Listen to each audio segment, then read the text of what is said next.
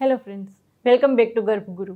मैं डॉक्टर प्रियंका यादव और आज हम बात करने वाले हैं प्रेगनेंसी के दौरान होने वाले वाइट डिस्चार्ज के बारे में।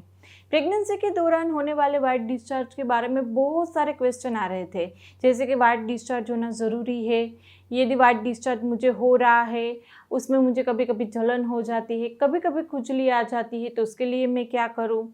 मुझे वाइट डिस्चार्ज हो रहा है लेकिन प्लेन पतला पानी जैसा हो रहा है, साथ में खुजली इरिटेशन नहीं है, तो क्या ये नॉर्मल है। क्या मुझे वाइट डिस्चार्ज के लिए कोई मेडिसिन की ज़रूरत रहेगी या फिर इसके चलते मेरे बच्चे को तो कोई नुकसान नहीं होगा, अर्ली प्रेगनेंसी में मिसकैरेज के चांसेस तो नहीं बढ़ जाएंगे, या फिर आखिरी दिनों में मुझे वाइट डिस्चार्ज हो रहा है तो मुझे कन्फ्यूज़न हो रहा है कि ये डिलीवरी के पहले का संकेत तो नहीं है जिसके ऊपर मुझे ध्यान दे के डॉक्टर के पास चले जाए। ऐसे बहुत सारे ऐसे क्वेरीज ऐसे क्वेश्चन हैं जिसके लेकर आपको कन्फ्यूज़न हो रहा था।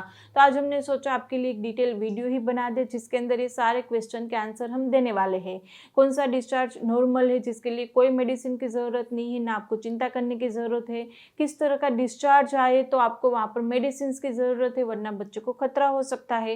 किस तरह से डिस्चार्ज में कौन सी मेडिसिन आपको लेनी चाहिए। जी हाँ, कुछ होम्योपैथिक मेडिसिन बहुत ही ज़्यादा इफेक्टिव है, तो मेडिसिन के बारे में डिस्कशन करने वाले हैं। पर्सनल हाइजीन को आप कैसे मेंटेन करें जिससे डिस्चार्ज इन्फेक्शन वाला डिस्चार्ज आपको ना हो, वो सारी चर्चा इस वीडियो में आज हम करने वाले हैं फ्रेंड। तो आखिर तक जुड़े रहिएगा।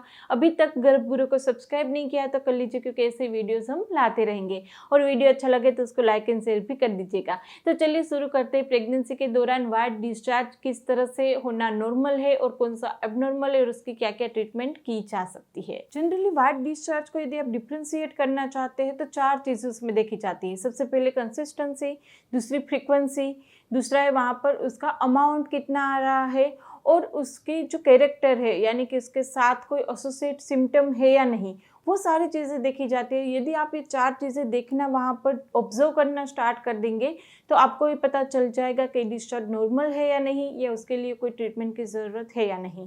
तो चलिए पहले बात करते हैं कौन सा डिस्चार्ज नॉर्मल है। कैसा डिस्चार्ज यदि आपको आ रहा है तो उसके लिए कोई भी दवाई की ज़रूरत नहीं, कोई भी मेडिसिन की ज़रूरत नहीं है। तो यदि पतला पानी जैसा डिस्चार्ज आ रहा है आपको और साथ में वहाँ पर आपको खुजली, इरिटेशन, जलन या फिर छाले पड़ जाने, ऐसा कुछ नहीं है, तो वो डिस्चार्ज प्रेगनेंसी के दौरान नॉर्मल है। वो आपको थ्रू आउट प्रेगनेंसी रहेगा, जिसके लिए कोई भी तरह की मेडिसिन की ज़रूरत नहीं है। तब आता है दूसरा क्वेश्चन, कैसे डिस्चार्ज हो तो जिसके लिए हमें मेडिसिन की ज़रूरत पड़ सकती है। तो देखो, उसमें सबसे पहला ये देखा जाता है कि यदि आपको डिस्चार्ज है उसका कलर वाइटिश ना रह के ग्रीनिश, येलोइश या रेड कलर का डिस्चार्ज आने लगे तो आपको वो नॉर्मल डिस्चार्ज नहीं है मानना चाहिए। दूसरा, गाढ़ा दही जैसा डिस्चार्ज आता है, या फिर आपको डिस्चार्ज के साथ साथ कभी कभी वाइट डिस्चार्ज रहता है लेकिन उसके अंदर रेड कलर के स्ट्रेन जैसा रहता है, तो वो डिस्चार्ज नॉर्मल नहीं है। दही जैसा आता है डिस्चार्ज तो वो कैंडिडियासिस या फिर फंगल इन्फेक्शन माना जाता है, तो उसकी भी ट्रीटमेंट की ज़रूरत है। यदि पतला पानी जैसा डिस्चार्ज हो तो ही वो नॉर्मल है, यदि उससे अलग रहता हो तो उसके लिए आपको कंसल्ट करने की ज़रूरत पड़ेगी। दूसरा, वहाँ पर डिस्चार्ज के साथ आपको खुजली है, इरिटेशन है, जलन है वहाँ पर, या फिर आपको वहाँ पर नीचे के भाग में फुल्ली हो गई है, छाले पड़ गई है, तो डिस्चार्ज नॉर्मल नहीं है, उसकी ट्रीटमेंट की ज़रूरत है।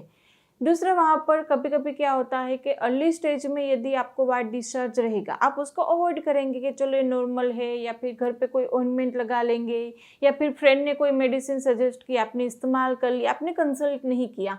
तो अर्ली स्टेज में वो इन्फेक्शन यदि ऊपर चला जाता है तो वहाँ पर मिसकैरेज के चांसेस भी बढ़ जाता है। पहले 3 महीने में इन्फेक्शन लगता है तो वहाँ पर ब्लीडिंग शुरू होके या फिर बच्चे की धड़कन रुक के आपको वहाँ पर अबॉर्शन, मिसकैरेज हो सकता है। दूसरा, वहाँ पर यदि आपको आखिरी दिनों में इन्फेक्शन रहता है तो इन्फेक्शन बच्चे की आँख तक पहुँच सकता है, तो बच्चे का आई इन्फेक्शन हो सकता है, या फिर वह अंदर जाके इन्फेक्शन अर्ली लेबर भी स्टार्ट कर सकता है। तो इन्फेक्शन को बहुत ज़्यादा हल्के में नहीं लेना चाहिए, इसकी अर्ली स्टेज में ट्रीटमेंट करनी चाहिए। अब बात करते हैं कि थ्रू आउट प्रेगनेंसी आपको नॉर्मल डिस्चार्ज क्यों रहता है।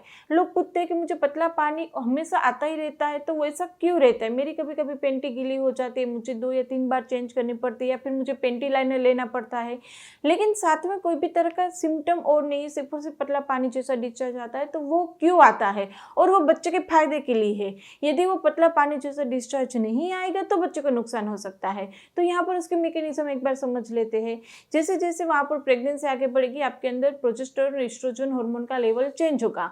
अब ये बढ़ा हुआ एस्ट्रोजन और प्रोजेस्टेरोन क्या करेगा, वो वहाँ पर यानी कि सर्विक्स और यूट्रस में ब्लड फ्लो बढ़ाएगा।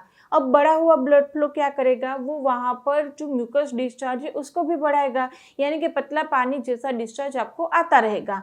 अब ये पतला पानी जैसा डिस्चार्ज क्या करता है, वो सर्विक्स में यानी कि आपके बच्चेदानी का जो मुख रहता है उसके ऊपर एक प्लग जैसा बना देता है, एक लेयर बना देता है, जिसके चलते इन्फेक्शन जैसे फंगल, बैक्टीरिया, पैरासाइट कुछ भी ऊपर नहीं जा पाएगा, यानी कि वो बच्चों की प्रोटेक्टिव मैकेनिज्म का एक हिस्सा है। अब वो पानी जैसा डिस्चार्ज दूसरा काम क्या करेगा, यदि आपको कोई भी तरह का इन्फेक्शन लगा है तो पानी जैसा डिस्चार्ज बढ़ जाएगा और बैक्टीरिया को फ्लश आउट कर देगा, वजाइना से बाहर धकेल देगा उसको। दूसरा क्या होगा कि जैसे जैसे आपकी प्रेगनेंसी आगे बढ़ेगी, स्पेशली 8वें 9वें महीने में क्या होगा, तब डिस्चार्ज क्यों बढ़ जाता है, क्योंकि बच्चे का जो सिर है उसका प्रेशर आपके सर्विक्स के ऊपर आएगा, जिसके चलते पानी का प्रभाव थोड़ा सा और बढ़ेगा। तो इस तरह से आपके अंदर जो व्हाइट पानी आता है वो बच्चे के प्रोटेक्शन के लिए, मैकेनिज्म के लिए है, लेकिन वो व्हाइट पानी के अंदर इन्फेक्शन लगने के चांसेस भी ज़्यादा रहते हैं। वहाँ पर इन्फेक्शन ना लगे इसके लिए आपको क्या करना चाहिए, तो 3 चीज़ आपको मेन करनी चाहिए। एक है इंटीमेट वॉश, वजाइनल वॉश जो मिलते हैं बाजार में, उससे आपको दिन में 2 बार, सुबह में और रात में, प्राइवेट पार्ट को अच्छे से क्लीन करना चाहिए। डीप क्लीन करने की ज़रूरत नहीं, बाहर से ही वॉश करना चाहिए, उसके बाद पानी से अच्छे से साफ कर देना चाहिए। दूसरा, वहाँ पर आपको पेंटी दिन में 2 बार चेंज करनी चाहिए, सुबह में और रात में सोते समय 2 बार पेंटी चेंज करो, जिससे आपको इन्फेक्शन ना लगे, क्योंकि पानी के चलते वहाँ पर थोड़ा सा गीला हो जाएगा, और वो गीला यदि वहाँ पर रहेंगे, आपको गीला ही पेंटी पहन के घूमेंगे तो इन्फेक्शन लगने के चांसेस ज़्यादा बढ़ जाएंगे। तो दिन में 2 या यदि ज़रूरत पड़े तो 3 बार भी आप पेंटी चेंज कर सकते हैं। दूसरा, अपनी पेंटी को हमेशा धूप में सुखाएं। यदि वहाँ पे धूप नहीं है तो क्या करेंगे, यदि आपको बार बार इन्फेक्शन हो जाता है, ट्रीटमेंट की ज़रूरत पड़ती है, तो अपनी पेंटी को धोने के बाद सेवलॉन या डेटॉल में भिगोए, इसके बाद फिर से पानी में भिगोए और फिर वो आप धूप में सुखाए, या फिर धूप नहीं है तो कोई भी ड्राई एरिया में सुखाए, लेकिन कंप्लीट ड्राई हो जाए उसके बाद ही आप उसका इस्तेमाल करेंगे। चौथा काम क्या करेंगे, यदि आपको इन्फेक्शन थोड़ा सा भी लगता है तो उसको आप अनदेखा नहीं करेंगे, तुरंत ही गायनेक के पास जाके उसकी ट्रीटमेंट करा लेंगे, जिससे बच्चे को ऊपर तक इन्फेक्शन ना जाए, बच्चे को कोई हार्म ना हो। अब कभी कभी लोग ये भी पूछते हैं कि क्या कोई ऐसे खान पान में चेंज करना चाहिए, कैसे फूड हम इंक्लूड करना चाहिए जिसके चलते वहाँ पर पीएच मेंटेन रहे, इन्फेक्शन ना हो। तो जी नहीं, ऐसे कोई भी फूड नहीं है जो वहाँ के पीएच मेंटेन करने के लिए फायदेकारक हो, या फिर कोई ऐसे फूड नहीं जो इन्फेक्शन को ठीक करे। फूड में आप इस तरह से फूड ले जिससे आपकी प्रेगनेंसी हेल्दी रहे, जैसे प्रोटीन रिच डाइट लो, थोड़े से नट्स लो, फ्रूट लो, वेजिटेबल्स लो, जिससे आपकी ओवरऑल इम्यूनिटी अच्छी रहे, जिससे इन्फेक्शन कम रहेगा। लेकिन ऐसे कोई स्पेसिफिक फूड नहीं है जो पीएच को मेंटेन करने में आपकी हेल्प करेगा।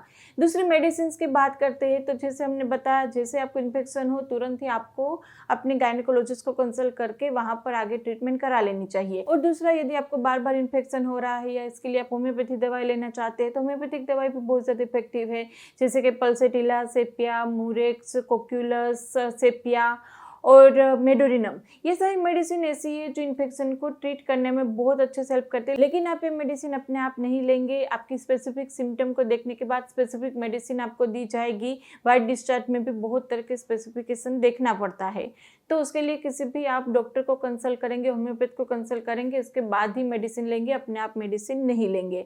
यदि इसमें से भी कुछ कंफ्यूजन है, कुछ क्वेरी है तो आप हमें कमेंट बॉक्स में पूछ सकते हैं। दूसरा, आप हम इंस्टाग्राम पे फॉलो कर सकते हैं, वहाँ पर Q&A लाइव सेशंस होते रहते, जल्दी से आंसर मिल जाएंगे। और गर्भगुरु चैनल को ज्वाइन नहीं किया तो कर लीजिए, सब्सक्राइब बटन के पास ज्वाइन बटन है, आप वो क्लिक करके चैनल को ज्वाइन भी कर सकते हैं, उसके बहुत सारे पर्क्स के फायदे आप उठा सकते हैं। तो चलिए फ्रेंड, आज के लिए बस इतना ही। वीडियो को लाइक कर दीजिएगा, शेयर कर दीजिएगा, चैनल को सब्सक्राइब कर दीजिएगा, और फिर से मिलेंगे नए वीडियोस के साथ। तब तक के लिए stay healthy, stay free, bye.